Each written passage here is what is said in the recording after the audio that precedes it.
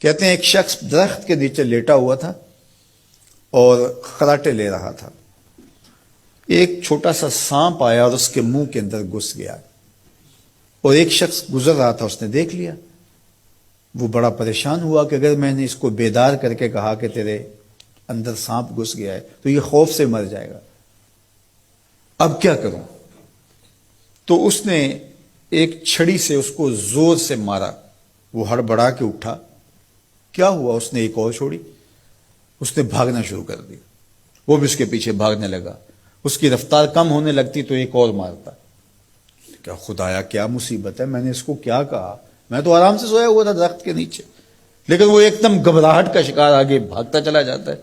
آگے کوئی باغ آ گیا تو اس میں فروٹ لٹک رہا تھا. تو کہا کہ کھاؤ. عجیب آدمی ہے, مارتا ہے اور کہتا ہے کھاؤ. اس نے کھایا. کہا اور کھاؤ. اس نے کہا بابا بس میری بس ہوگی. کہا نہیں اور کھاؤ. اس نے اور کھایا.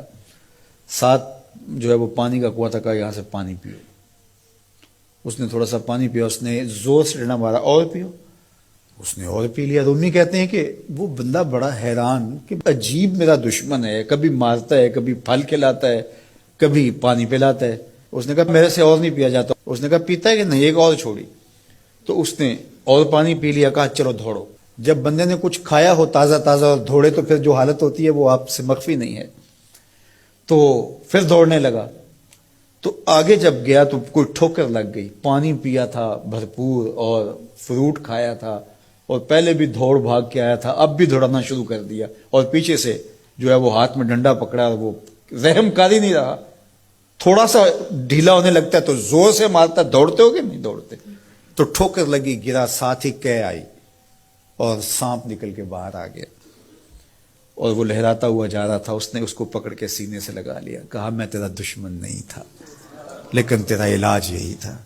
تو میں نے تجھ کو اتنا مارا ہے, میں تجھ سے معذرت کرتا ہوں. اس نے کہا میں تیرے سے معذرت کرتا ہوں جو مجھے تیرے پہ غصہ آتا رہا, اس لیے کہ تو میرا خیر خواہ تھا.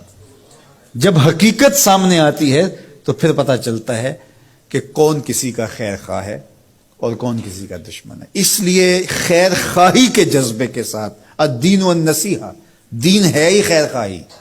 تو خیر خواہی کبھی اس طرح ہوتی ہے کہ آپ کسی کی خیر خواہی کر رہے ہوتے ہیں, اسے لگ رہا ہوتا ہے کہ یہ میری خیر خواہی کر رہے ہیں اور وہ آپ کو اس وقت ہی شکر گزار ہوتا ہے. اور کبھی ایسا ہوتا ہے آپ اس کی خیر خواہی کر رہے ہوتے ہیں, اس کو نہیں لگ رہا ہوتا کہ یہ میری خیر خواہی کر رہا ہے, اس کو غصہ آ رہا ہوتا ہے. لیکن جب اس کو بعد میں سمجھ آتی ہے کہ اس نے میری خیر خواہی کی ہے تو پھر وہ آپ کا شکر گزار ہوتا ہے. اور کبھی ایسا ہوتا ہے اس کو بعد میں بھی نہیں پتا چلتا اس نے میری خیر خواہی کی ہے, لیکن تمہارا رب جانتا ہے. وہ اگر رائی کے دانے کے برابر بھی نیکی ہو اور وہ کسی پہاڑ میں بھی ہو, تمہارا رب اس کو بھی لے آئے گا.